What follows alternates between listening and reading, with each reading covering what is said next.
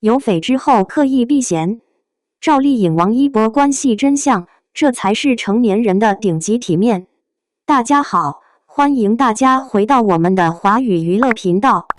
在一堆硬凹炒 CP 的娱乐圈关系里，赵丽颖和王一博这对有匪结缘的姐弟搭子，我觉得吧，算是少有的清爽型关系样本，不暧昧，不营业，偏偏又特有默契，挺耐琢磨的。说实话，刚开拍有匪那会儿，网上一堆唱衰的声音，我现在还记得。有人嫌年龄差大，有人吐槽强行组 CP， 还有人拿赵丽颖婚姻、复出这些老生常谈翻来覆去说。结果剧一播，周翡和谢允这对江湖搭档，倒真没按套路走偶像剧那股子油腻味儿。你看啊，赵丽颖出道那么多年，从金婚里小配角一路熬到花千骨之否，按圈里说法，那就是老前辈了。而王一博靠陈情令火出圈，2019年之后才真正站稳一线，按辈分叫他一声颖姐一点不亏。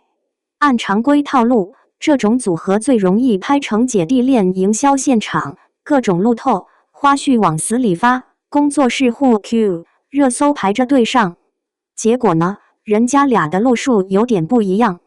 有匪是2019年开机，2020年播出。那会儿我在片场附近蹲过几天，圈内朋友也在剧组干过，传回来的信息特别一致。这俩人相处很简单，工作上聊戏，生活上保持距离。说白了，就是纯职业搭子。赵丽颖在片场是出了名的轴。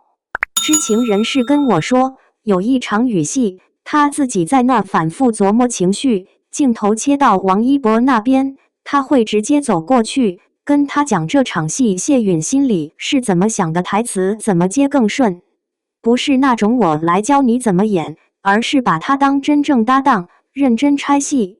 而王一博那小子平时话不多，但有一点挺招人待见，就是有眼力见儿。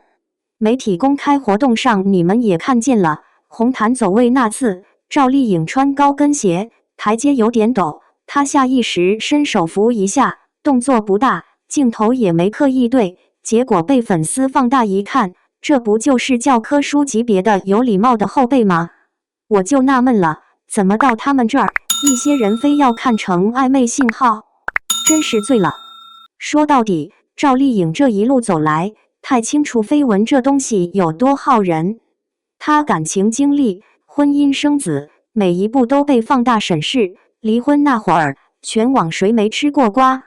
反正他现在的状态很明显，把全部精力砸回事业里，谁是凶手，风吹半夏与凤航，一步一步往上走，角色跨度还挺大。而王一博这边也不是当年那个只会跳舞的小爱豆了。2020年之后，电影《无名长空之王》维和防暴队，综艺压缩，赛车照跑，演戏往正剧上靠。你说俩人这种节奏，谁有空天天在那儿营业荧幕情侣？谁有空呢？圈里有种很现实的算法，捆绑营销是最快的流量捷径，但也是最伤人的隐形枷锁。一旦被锁死在 CP 身上，戏路容易窄，粉丝容易撕，工作室天天在收拾烂摊子。赵丽颖吃过这种亏，王一博也见识过粉圈撕到多难看，所以他们俩现在的状态更像是达成了一种默契，戏里我们全力配合，戏外各走各的路，互相尊重。你看他们宣传期的互动就知道，路演、采访有互动，但不多说一句废话。主持人问感情戏，他们基本往角色上拐；问合作感受，就是专业敬业，很照顾我这种标准答案。有人说这太官方，我倒觉得这才是对彼此最体面的保护。有一次媒体问王一博对和赵丽颖的关系怎么定义，他那句前辈也是很好的搭档，被不少人拿来做文章。有人吐槽不够甜，有人嫌太冷淡。我听完就乐了，人家小孩说的是真话啊，不添油加醋，不玩暧昧文字游戏，这挺难得的。而赵丽颖那边提到王一博，基本都是很努力、很认真，他有自己的想法。你想啊，要是想炒绯闻，这些形容词早就换成很特别、很懂我那种暧昧话术了，流量立马翻倍。偏偏他没走这条路。说实话，在现在这个动不动就营业 CP 的时代，他们这种有分寸感的姐弟挚友关系挺不合时宜的，甚至有点古早。但也正因为这股古早味儿，反而让人觉得新鲜。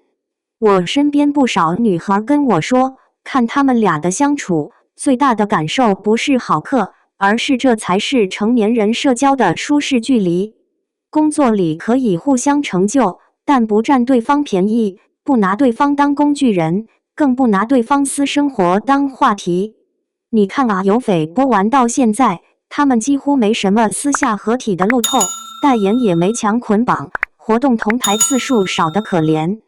按某些公司惯用打法，这么好一对荧幕搭档，不多合作几部，不出几个双人广告，简直对不起热度。但他们团队的选择就是该分开就分开，各自发展。有人说这可惜，我反而觉得挺靠谱。你要是真喜欢这两个演员，肯定是希望他们都能走得长远，而不是困在一个 CP 盒子里，几年之后被新人替代，连名字都只剩个前任荧幕情侣的标签。